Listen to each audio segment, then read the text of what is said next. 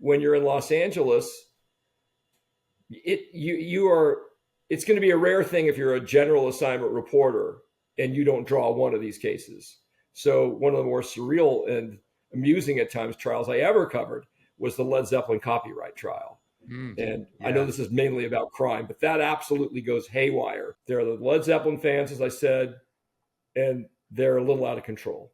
I mean, some of them have probably smoked up half of a Eureka, California hillside. Dan, we met a lot of interesting people in our time in the news universe.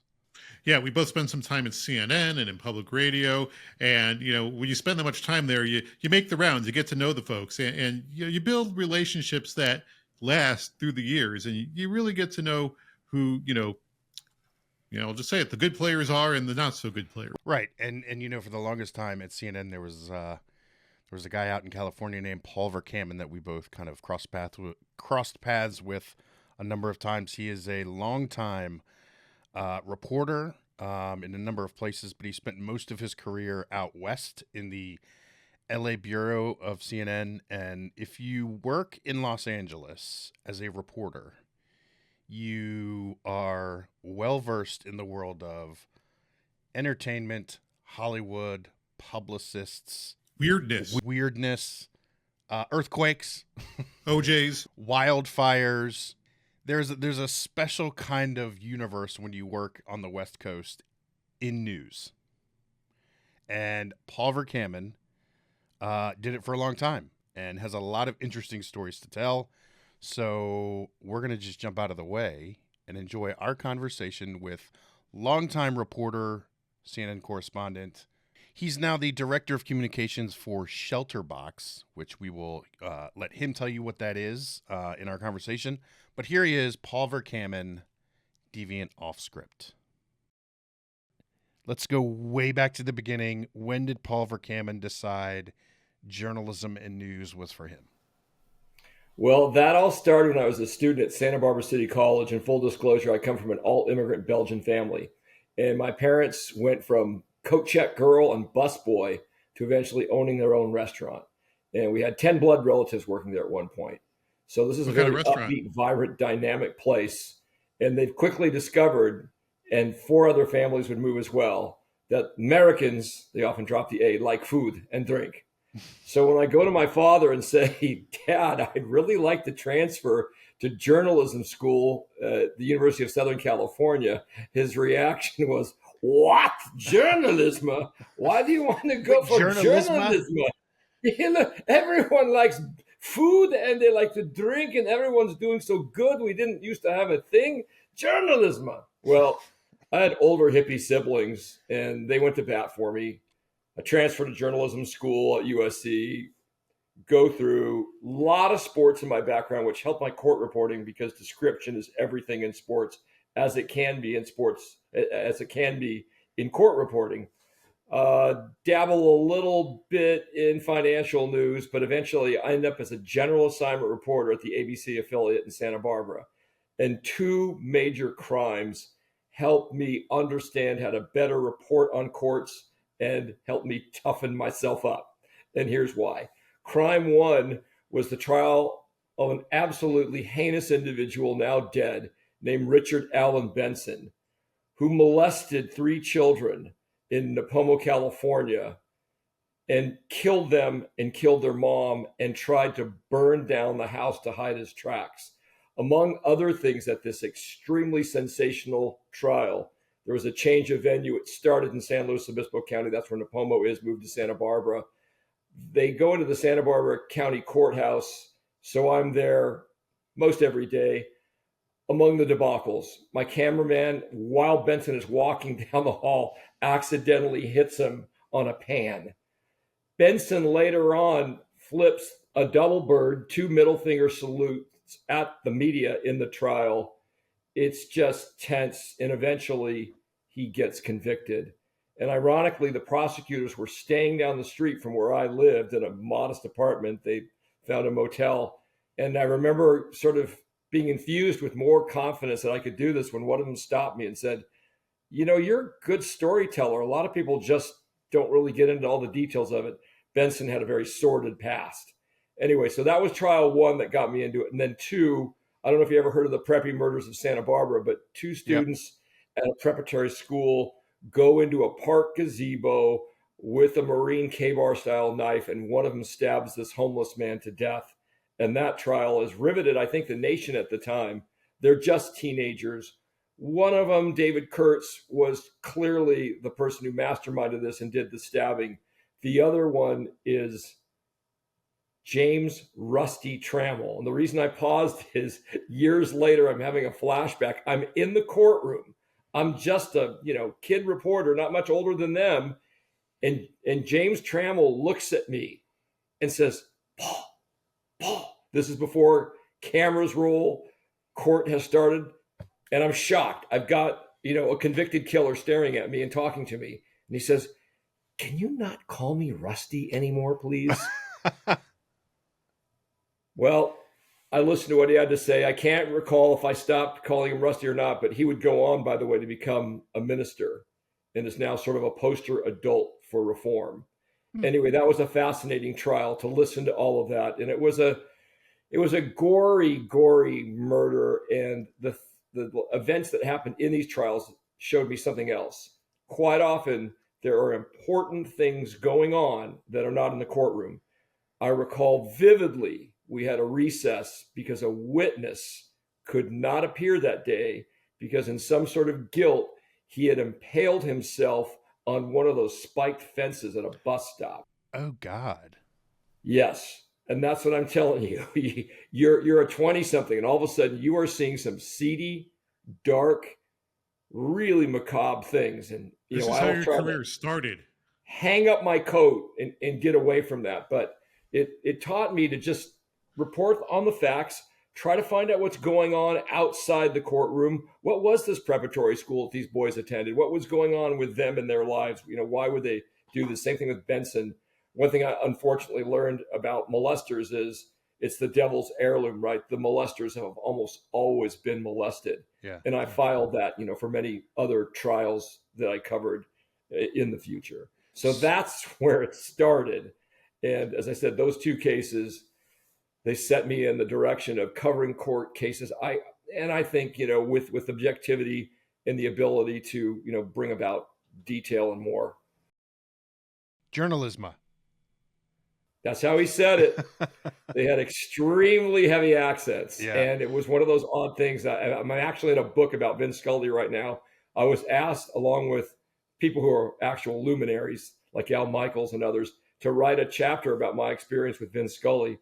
And Vin Scully was my de facto English teacher. I used to listen to him on the radio at night where my parents worked. And I, quickly learned that marvelous is a better word than good, and just how to describe things. Do you think what kind of restaurant did your parents run? Well, we'll call it French cuisine, but it's really continental. Mm-hmm. If you can imagine, when you're Belgian at that time, you're not out there. There's no big popularity of Belgian beer or Belgian waffles yet, but I know a lot of these things to be family recipes. So if I told you they had a peppercorn steak or escargot with a garlic, sauce, or anything of that nature, my mom used to literally make the chocolate mousse. I wanted to jump back to Vin Scully for a second. You obviously at CNN and in your news career, you have to write. Writing is the foundation of everything you're doing. Do you think that Vin Scully, because you just made a good point about the words he would use, do you think he influenced the way you wrote and like becoming a better writer, listening to Vin Scully? Do you think there's any correlation there? 100%. Imagine listening to this man as a youth, and your parents speak in, pretty broken English, really. And all of a sudden you're hearing arguably what Laurence Olivier is to Shakespeare, Vin Scully is to broadcast sports reporting. So I'm constantly getting a leg up. I knew I had a problem when I went to first grade. Somehow my dad put me straight in first grade, not kindergarten. It's a long story, but he was a character. And it's like, no, he's going to number one. Don't worry about it. So I went to ask the other kids for a washcloth, and I said it in Flemish or Dutch, and they all started laughing.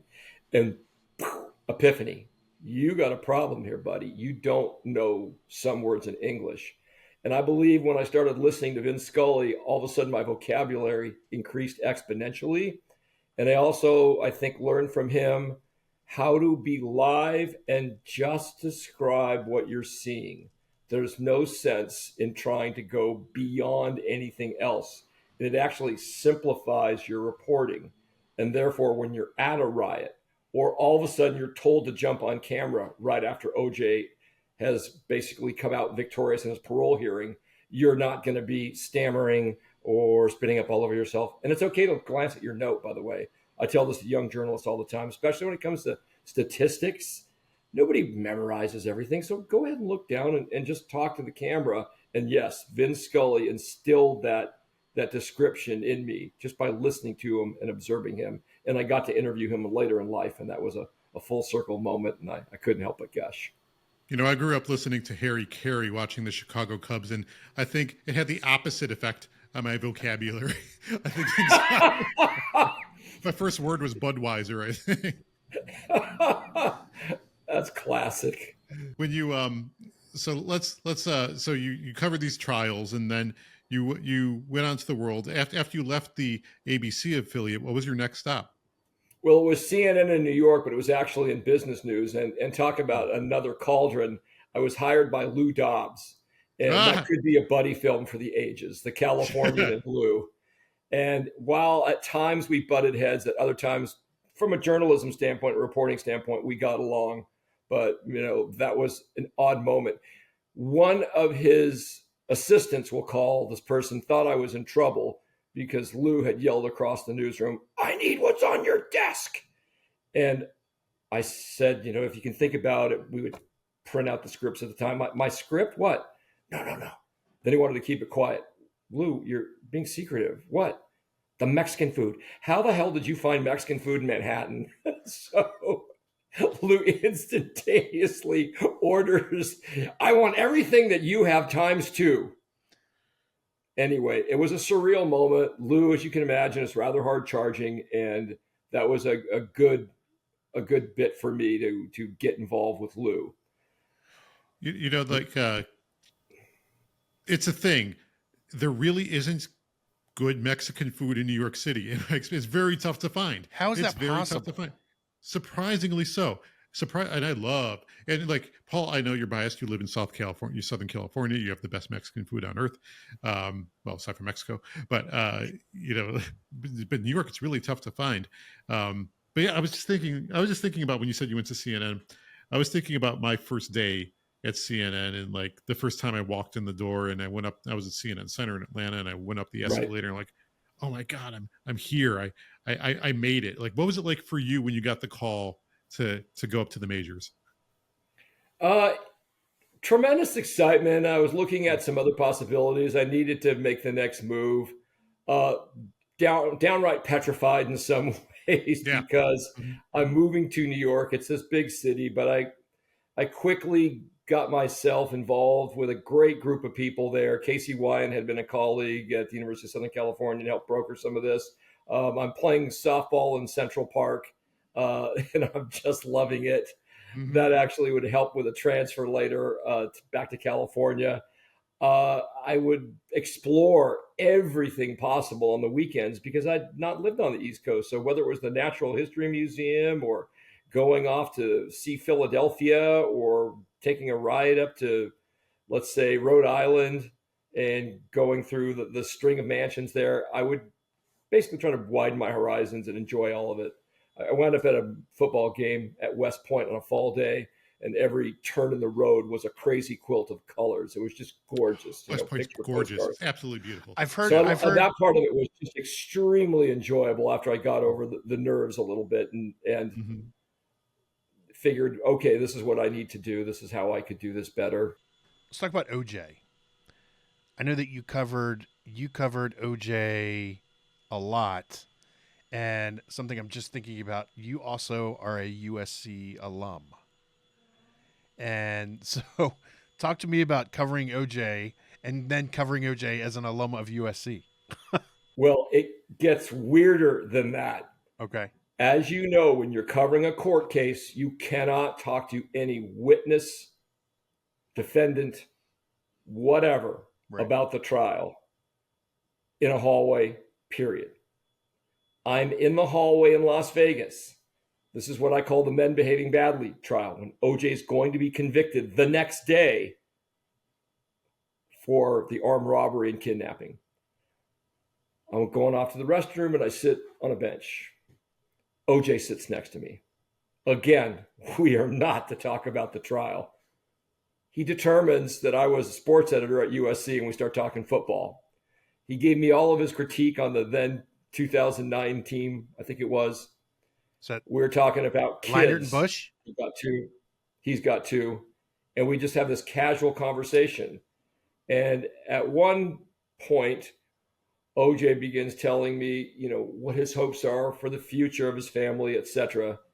And you're thinking, well, this guy's a human being, right? But there's another part of you that is saying, if everybody is to believe that OJ committed the murders, this is a person that stabbed to death two people multiple times and is a cold-hearted killer. So that's surreal. OJ goes back into the courtroom. I go back into the courtroom. And as you know, the Las Vegas jury would convict him. And so that was a strange direct encounter with OJ.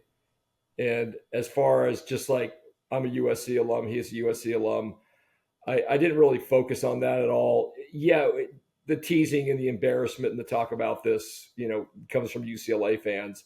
And then USC fans throw back in the UCLA alum's face that Robert Durst actually killed 3 people. So he's got OJ beat.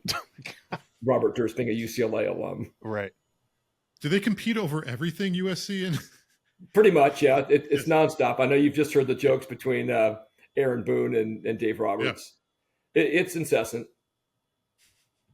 It's a rivalry. Talk to us a little bit about the intersection in LA of like crime, celebrity, tabloid, like kind of that with Michael Jackson and OJ Simpson, and like there's this weird intersection that occurs in LA that doesn't occur in other cities with all of that kind of stuff. Just kind of talk to us a little bit about that. Well, first off, it's the geography and where do these people live? Yeah. Michael Jackson lived in Santa Barbara and spent a lot of time in Los Angeles. And so I was assigned to Michael Jackson #1. And that was, of course, a grand jury case. Then you've got Phil Spector. Where does he live? On a strange, odd place. I think that they called it the Pyrenees Castle in the LA suburb of Alhambra at the top of a hill. Then you've got OJ living there. So yes, those 3 alone all intersect in Los Angeles, as does Robert Durst eventually, because the murder he gets convicted for occurs where his confidant lives in Benedict Canyon in the Beverly Hills area. So just by the fact that these people live there, it's got a magnetic pull for these cases. And when you're in Los Angeles, it's going to be a rare thing if you're a general assignment reporter and you don't draw one of these cases. And by the same token, it's also the site of the federal courthouse. So one of the more surreal and amusing at times trials I ever covered was the Led Zeppelin copyright trial. And yeah. I know this is mainly about crime, but that absolutely goes haywire because there's no courthouse public information officer and it's lawless in there. And I can describe more if you'd like. Yes, please. Okay. So Led Zeppelin is sued for copyright infringement. There's a band, Spirit, and they had called him Randy California, had written this song, and they said that Led Zeppelin lifted the first part of Stairway to Heaven, not the thundering electric part, but the beautiful intro, if you will, from a Spirit song. So they get sued for copyright infringement. Reporting 101. Do a good job of taking your notes. So in federal court, you might know there's no cameras, right? And you're sunk if you don't take good notes. Well, it seems like it's going to be a little weird to begin with because we're used to interfacing with, let's say, an LA Superior Court public information officer that's there for all the famous trials, including OJ, including Durst. You can imagine this goes on and on. I mean, this could be its own TV series every week. there are fascinating trials going on in other rooms next to the one that you're in. Anyway, back to the federal court. They don't have anybody to sort of be the we'll call it, I don't know, hall monitor, Right. literally, because reporters and bodyguards and hippies who smell like patchouli, if you know what that is, Oh, yes. are all gathered in the hallway trying to get into this trial, and there's not enough seats. It's going to start with jury selection, so we're not going to see Plant and Page yet. But as it begins, we're going to figure out how they're going to impanel a 6-person jury. Yeah, we're trying to figure out how to impanel that 6-person jury. So they begin the questionnaires, and in one funny moment, 2 potential witnesses are just like throw up their hands and say, "Hey, man, we love Led Zeppelin so much. There's no way we could be impartial." And so you can imagine, whang. I always love baseball umpires. No, you're out of here. Yeah. So they get tossed. The trial begins. Back to this lack of seats.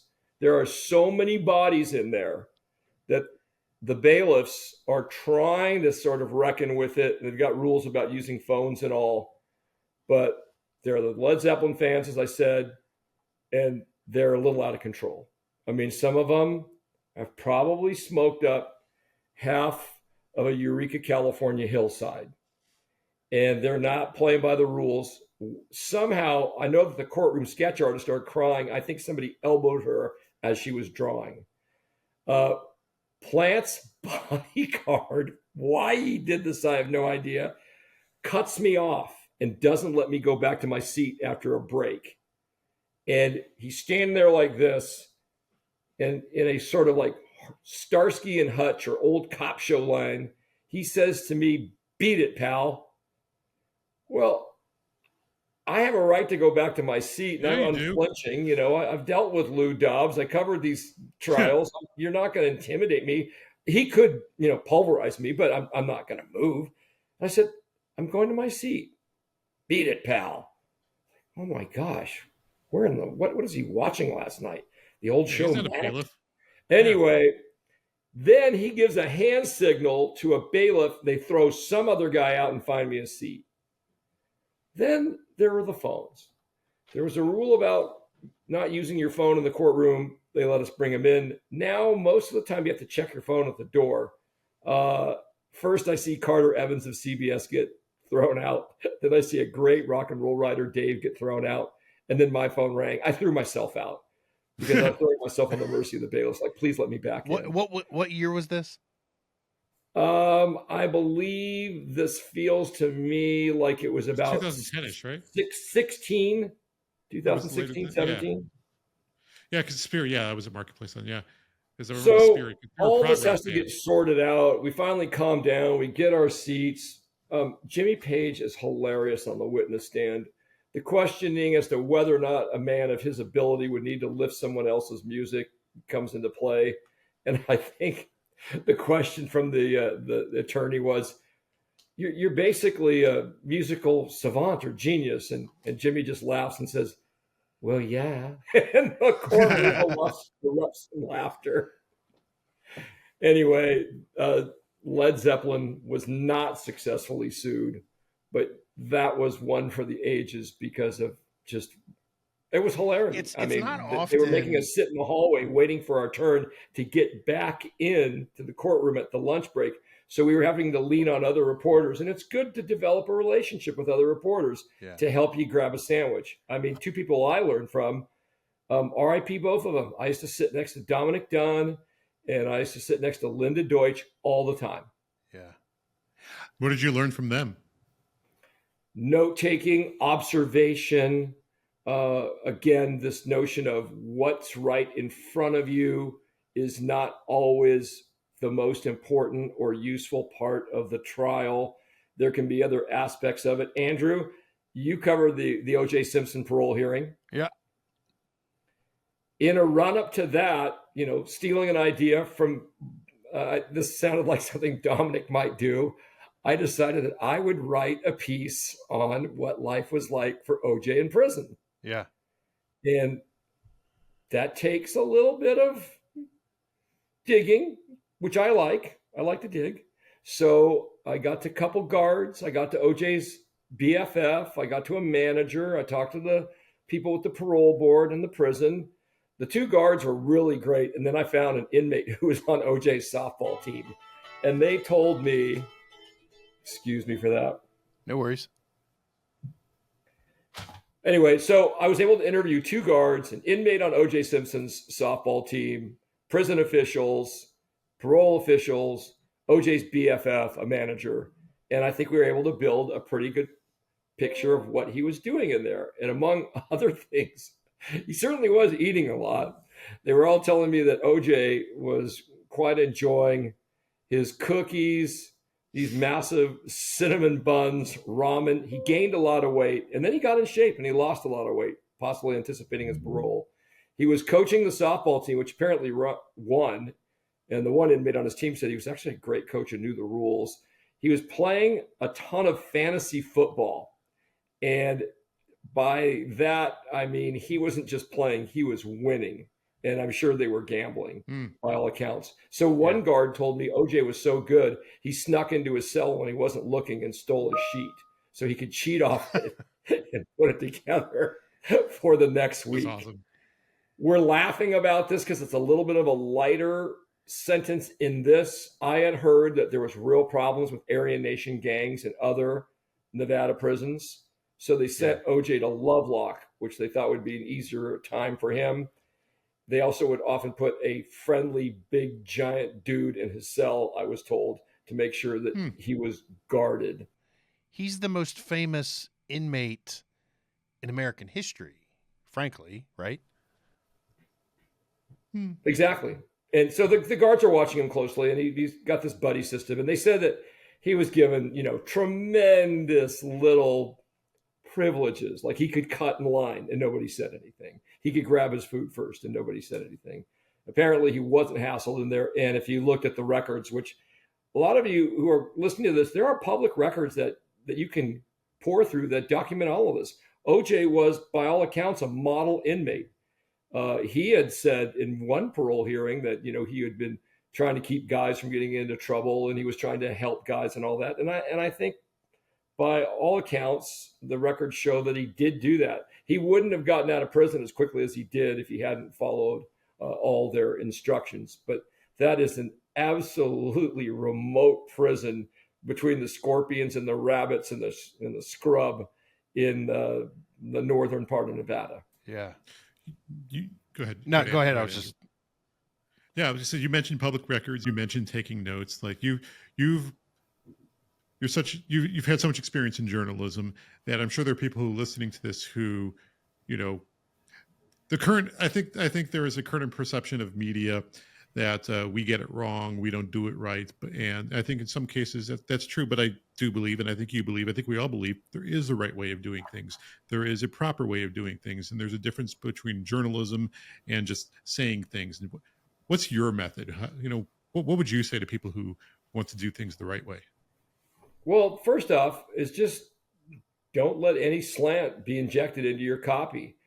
If we go back to the O.J. Simpson's life in prison story, and you can Google this, it's on the web. As I told you, I didn't build this off one flimsy interview with a guy who said he heard. I mean, we never, ever, ever want to use secondhand accounts of anything. So when I've got a guard and then another guard and then another inmate and all these people telling me this is what happened, I'm on firm footing. I'm one of those old school persons who read and saw the movie All the President's Men.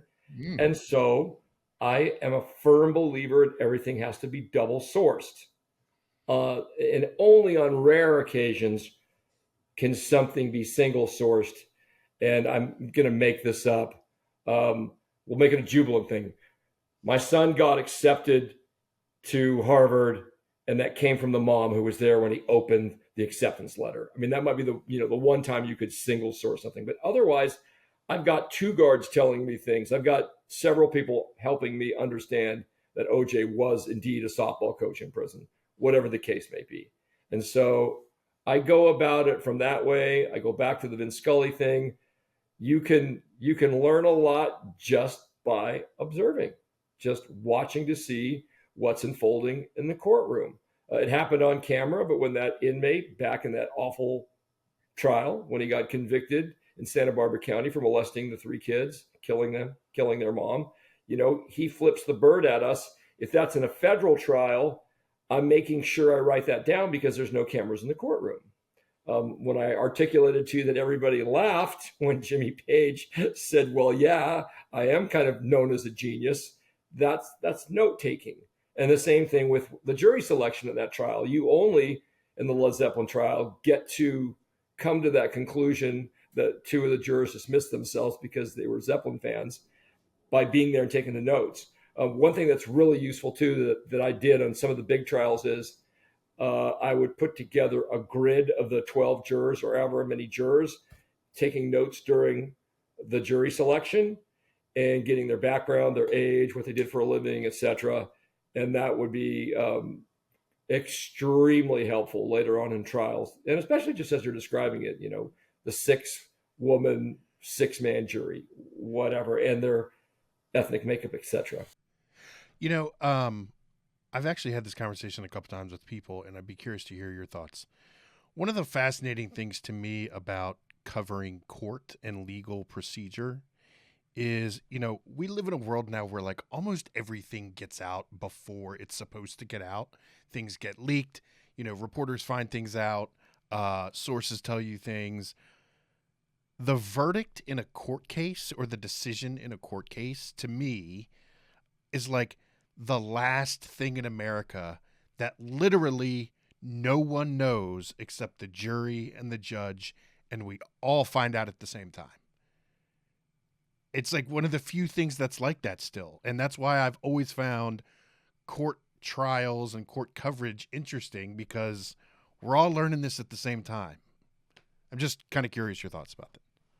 It's exactly right. There's an adrenaline rush. You've got to have your full concentration.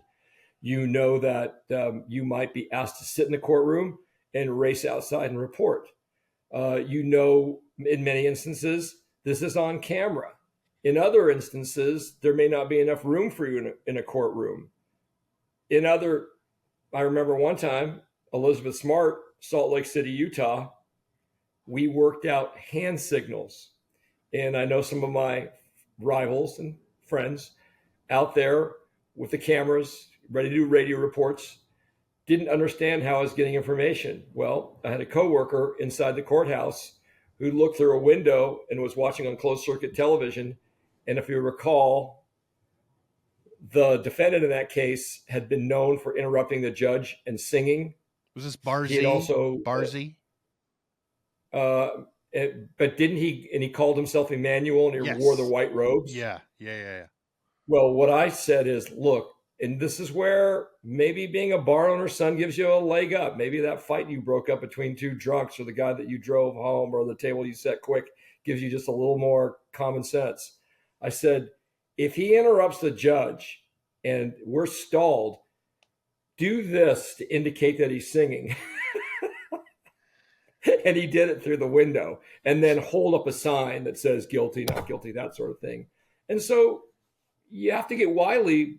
And back to what your point is on this, absolutely, that's sort of one of the last things where nothing is leaked, where there's a tense moment. It is the bottom of the ninth with 2 outs, and we're all waiting. And as much as you think you might be able to predict something, you never know where it's going to go.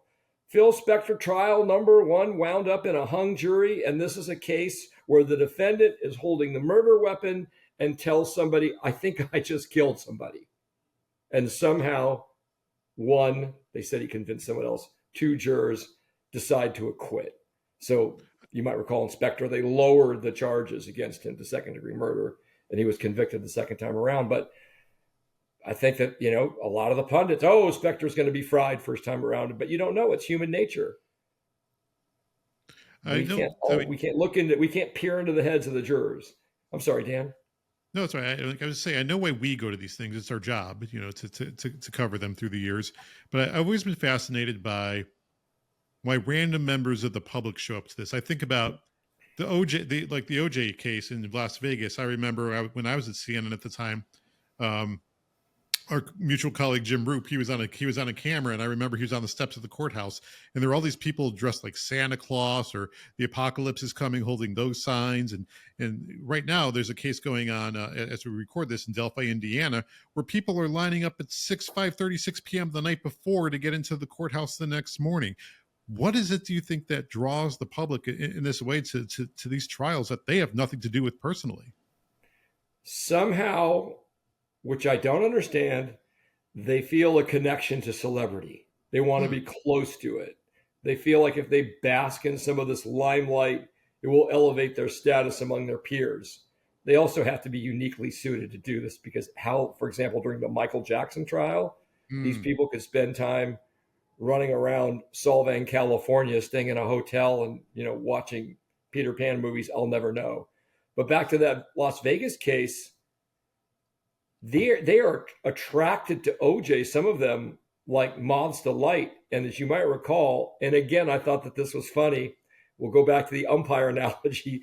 Yeah, you're out of here. There were 4 times that I can recall off the top of my head where they famously tossed those types of people out of the courtroom Hmm. for either saying something or trying to approach OJ. OJ, that the story of OJ Simpson has spanned decades and eras in American culture, generations of reporters and journalists, and like it's really, I mean, the OJ Simpson universe is just its own solar system, right? I mean, I remember. So you were talking about the parole hearing. When I was covering that parole situation, we were outside the actual parole board office, which was like, you know, this industry or this business park out in Carson City, Nevada, in the middle of nowhere. And I remember I was standing there with the anchor I was working with at the time, and Geraldo Rivera walked up, and they were having a conversation. And Geraldo said, "Did you ever think we would be here? Like, we're here covering the parole of O.J. Simpson." And it was this moment of like, the O.J. Simpson story has spanned generations at this point. Like, it's just, it's crazy. It is, and it's surreal for me. And I remember I was not in the courtroom for the first trial. Let's get that square. But I was on duty to help track down jurors. I'm doing all that. We know that O.J. Simpson at that time has a partner named Bruce Fremont, and he's a guy that O.J. can work with and trust, and they are selling memorabilia, among other things, football, signing cards, and all this. So fast forward. This is before the parole hearing. I track down Fremont. Again, we go back to what can you do outside the courtroom? Bruce, what can I take you to dinner? Sure. And we sit down. We talk about the impending parole hearing. He's also very jovial. Yeah, OJ and I used to do this, that, and the other. He told me a lot of really dirty gossip that I can't repeat. But among other things, Fremont says to me, I'm going to go in there. I go, yeah, I want to hear about what you're going to testify in this parole hearing because you're the victim along with the now deceased Alfred Beasley. And he says, yeah, I'm going to say, hey, man, you guys have to let OJ out. So that's the first parole hearing, again, that we've ever covered, right? Where the victim says, please let this criminal free. And you'll recall it was got surreal in there. And Fremont was like, oh, I'll pick you up if you need OJ and all of this. And he drove, oh my goodness, like 350 miles through the high desert of Nevada from Las Vegas to Lovelock, which we told you is in the middle of nowhere, to testify for OJ. And that blew my mind Yeah. because he was livid with what OJ did in terms of that armed robbery and kidnapping. So yes, there's OJ surreal full circle. um, when you talk to young people who are getting into the journalism game, what do you tell them about covering crime specifically? Not even necessarily courts, but like covering crime stories. I mean, obviously, true crime is a huge thing, and has been a huge thing forever. But it's something that has got a ton of interest for people. And I'm curious, what are some of the conversations you have with young people who are kind of coming up into the journalism universe about how to deal with true crime, how to cover it, how to, kind of just deal with all of that? Well, let's talk about it just mentally. I mean, you're going to cover some of the most garish, disgusting, unnerving, sick, depraved things that you could ever imagine. Yeah. I mean, that's what crime is. So I talked to him a lot about like what's going on in other parts of your life. I hope you have outlets. I hope you're doing something physical, by the way. Maybe you should be out there doing yoga, hiking. I played a lot of rec league basketball. I would go out and play even before my shift started when I had the local news shift from 2:30 to 11:30 and just get some of this stuff out. I wouldn't suggest you find substance abuse or drinking as a solution to this. No. But you need to have a stable life and be in stable relationships and choose well, and maybe have someone to talk to about it because it is rough, and you have to separate it. You have to be able to get done with your shift. I kind of alluded to this before, but let's just say you were wearing your blue blazer and you'd been on camera.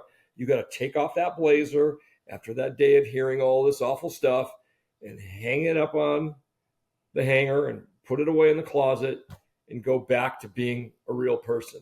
And it can be taxing. And I'm sure I've had a nightmare or two. I mean, I've covered some rough stuff.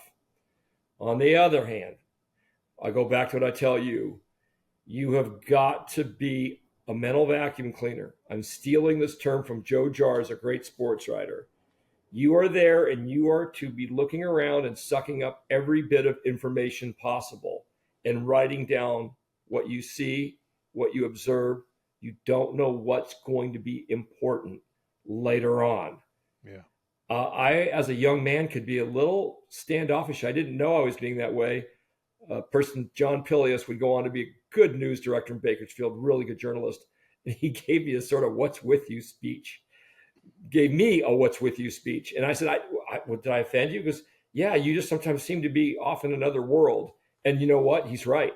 And that world was my planet journalism. What am I seeing? What am I taking in? What could be useful to the story?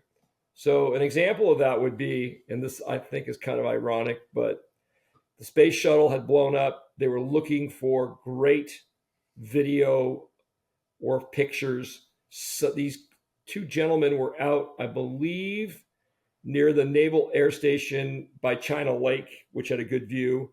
And we were talking about buying their photos. So they sent me over. And if you haven't gotten the idea for this yet, I was often playing sort of the Martin Sheen role in Apocalypse Now. Hey, just send PVC, as you know, Andrew, that's what they call it. Send him up the river. Yeah. Send PVC up the river and see what he can find. So I go over to talk to these guys, and they're bargaining hard for what they want for their photos. And I said, I don't think that that's going to happen. And they continue to haggle. Pager goes off. It's the pager era. Yeah, I was going to say pager. I heard Get yourself over to Alhambra, California, on top of a hill. Phil Spector, the music mogul, apparently killed somebody or someone's dead by his house. We're not really sure what it is, but just get over there. So I wave at the picture guys who don't get their deal. Cautionary tale right there. Drive up to Spector's manor estate. It's surreal. Alhambra is not Beverly Hills, right? But the one thing that's sort of the crown jewel of real estate there is Spector's estate on the hill. There is looks like a limo, yeah. Door open, left there. It's obviously evidence. There's tape. Why is the limo important? Because Spector runs up to the limo driver and says, I think I just killed somebody, and he's holding the murder weapon. So what I tell young journalists is you don't know when that car is going to come into play. You don't know what could be relevant, but be that mental vacuum cleaner. Look around, suck up any bit of information that you can. And then later on, sure enough, it becomes a big part of the Spector trial, a key moment. What did he say to the man who drove him from the House of Blues with Lana Clarkson up to that estate? And how does she wind up with a gun in her mouth and dead?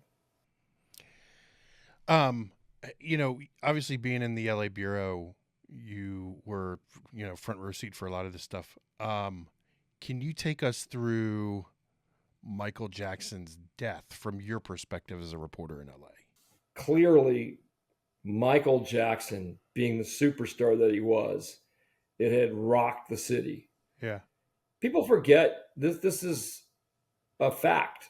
I believe our leading export in America is still entertainment, right? I mean, we can talk about aerospace, defense. Sounds about right. Yeah. It's definitely not semiconductors. It's Taiwan at the corner of the market on that. But we are very good at making songs, very good at putting out movies and all of that. So you also have people throughout your experience as a Los Angelino who work in the business. It would be hard to not know anybody who works in the business. And so there's a tremendous ripple effect. I mean, there's always somebody who's telling you that they were in the studio, who helped with this recording, or maybe they had their hand in a concert, who knows what. So everybody is just blown away, frankly.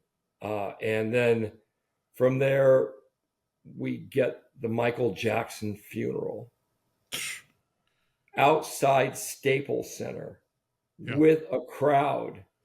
And to protect the media, and there's not as much hostility toward the news media in that area, but just because we talked about these people banging on hospital glass doors, they don't want a reporter crushed.